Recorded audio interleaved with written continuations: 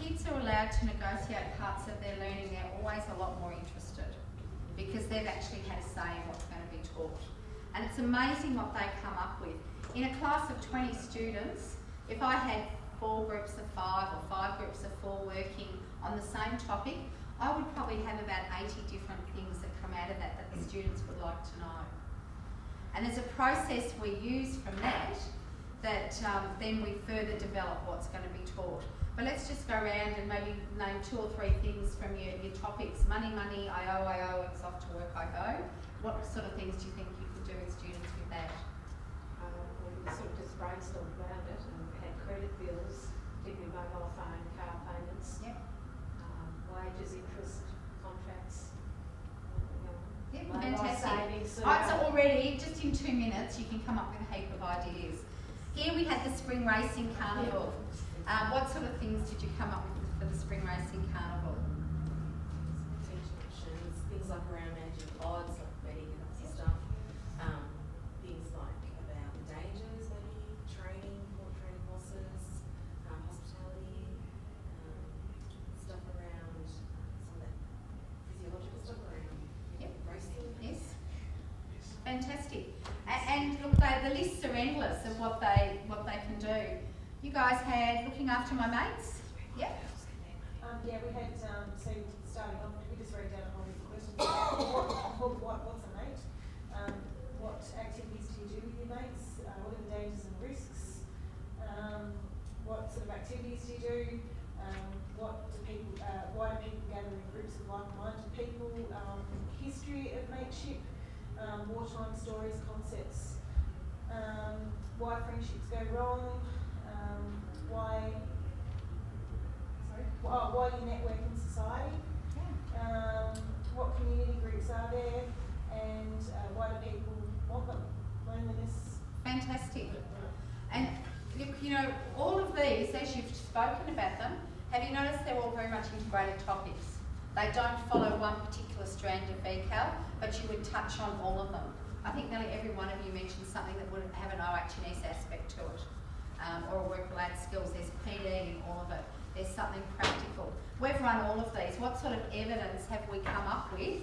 Right, Spring Racing Carnival, our students all had to make, from going to the local op shop and supporting them, they had to redesign something to come up with a fashion outfit. We took them to Oaks Day. They made their hats, but they weren't allowed to spend more than $20 all up. They were each given $20 vouchers. Our Care Network, Monbot Care Network, they just had fake vouchers. But it was a beautiful community activity. The evidence was huge. You had their costumes, you had the photos, you had them working together in teams, you had them working with someone in the community. And when they'd go into the op shops, some of the lovely ladies from the CWA would say, would you like me to help you and teach you how to sew? It was a whole different community thing. The evidence was very photographic in lots of ways, but also very practical. And the kids were so proud of what they did. Looking after our mates, evidence, probably the main evidence we got from that was when our Year 11 VCAL students decided to run a day that was about a youth day. And all the aspects of it were about looking after your mates. So there was one about drugs and alcohol. There were 6 sessions for the day, drugs and alcohol. There was one about mental health. There was one about road safety. There was one about first response. You know, if your friend gets injured, what would you do, that type of thing. There was one that was, I think it was 2 road safety ones. One of them was based on, you know, a Wii and playing the games and setting up one of the games that you could put down that you had a blood alcohol level of 0.05, that type of thing.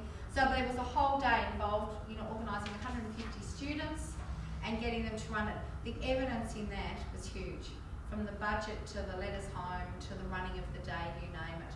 So in collecting real evidence, the students felt such a sense of achievement, and each of them put together a little scrapbook.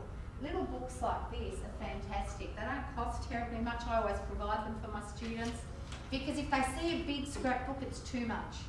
They go, oh, I can't possibly do that. They see one like this, it's fantastic. We use these for all sorts of things. This year, our foundation group, every week in work-related skills, they've got to bring back something visual to put in this that tells about what they did at work that week. So for horticulture, it might be, you know, the seeds they've been planting. In building and construction, it might be a drawing of something that they've been helping build. You know, the book is such a variety of things. One of the lovely things about it is how it shows the growth of the student throughout the year. So things like that, when you put them in a scrapbook, are really great. Yep. What I have difficulty with BNS, giving them too many choices, the lower level students, they just get really frustrated often, and then it takes, once an idea's formed, and I find if I give them a choice of, say, a whole list of things, and they felt like they've taken ownership and pick one, they'll run with it, but it takes a long time to get to that point. Yeah. If I just say, do We're a doing project, it's all too big. So with, I understand what you're saying, and I would say and your VCAs are most of the students foundation level, yeah? Foundation, with those students, what we do with these lists that they create is we will actually cut it down pretty quickly.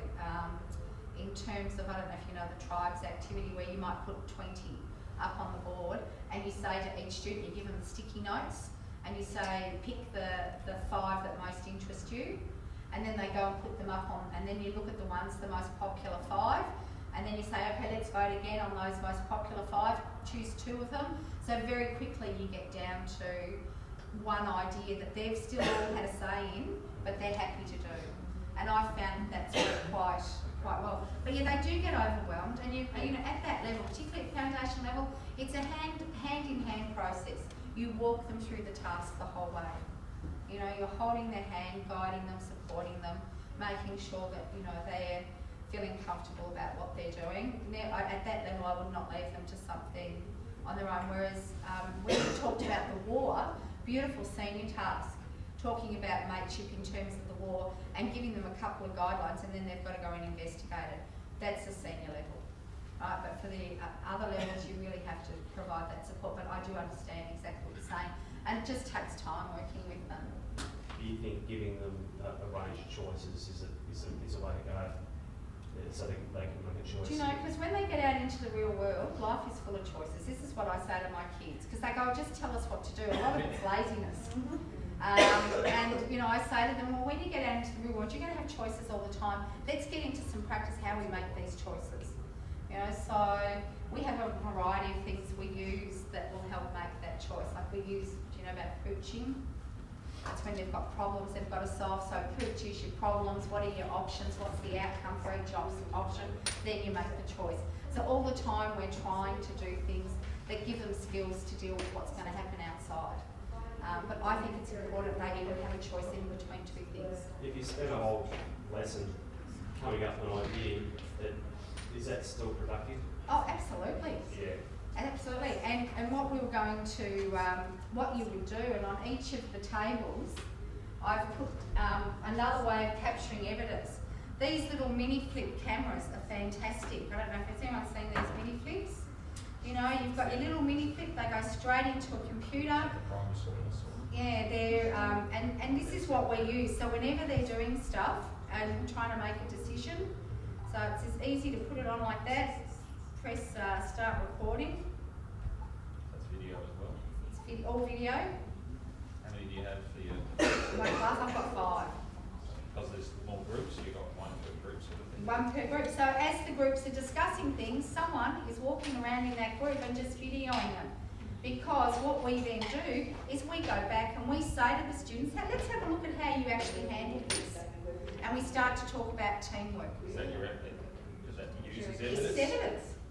And the fact that they're so easy to download, and particularly on, you know, the kids take cameras back to libraries or whatever, and then the data gets lost. Everything gets downloaded on my computer. I use it as an assessment tool. And I'll watch what students are doing, and I'll say to the kids, look, can we have a chat? And I'll say to kids on their own, look at this activity that you were doing. Let's talk about how you contributed to that activity. And a lot of them are really ashamed that they don't contribute whatsoever. And they look bored and disinterested. So these little cameras, we bought ours last year and they were around $300 each. They're now down to $180 or something for the same ones. Just got a question on that. I've got a kid who wants to do film studies. Yes. We're only going to need a few cameras. I know that the school I was at last year bought many of them. Can you buy them just individually? Just one camera? Yeah. Oh, Just yeah. a couple, and, Yeah. and I'll talk to you at the end of this, I just want to know where you get it from. Yeah, well, these ones were all just from Harvey Norman. Oh, are they? Yeah, but look, honestly, there's a lot of groups. I've known of other schools who've got them through Rotary, and they've said to the Rotary group, look, we really need to train these people, young people in working as a team and accepting leadership, but we need to have evidence to show them on how they're behaving in these group situations. And I know that Rotary have been able to provide a couple of cameras for those specific groups. So it's a great way of doing things, and all of that is evidence. And it's evidence that the students enjoy being part of. You know, it's much better than asking them for an assignment that's got to be completed. Is So, that more, can that be any level or more any senior? level, yeah, my students use them all the time. Any level, right across the board. They just have to make sure they save it in the right spot. I often find things on my computer, I go, oh, that's interesting, I wonder where that came from. But it's from the kids, and then they'll say, oh, miss, I did this, or they'll email me and tell me. Your So- journals are effective. Have Sorry? your journal. The journal, this is the other thing that's really nice about them. It's really simple. That's all it is. So even kids who hate reading are really good at being able to read the instructions. And when it goes onto a computer, it comes up with a whole lot of help stuff as you're doing it. So the software that runs them is in the camera. You don't need a separate disk, so wherever they are, they can plug it in and it will then work on that computer. Takes a couple of minutes. So they're a fabulous tool. We got the HD ones. There's ones that aren't HD that are cheaper again. But look, you know, you need a couple because one's not going to be enough.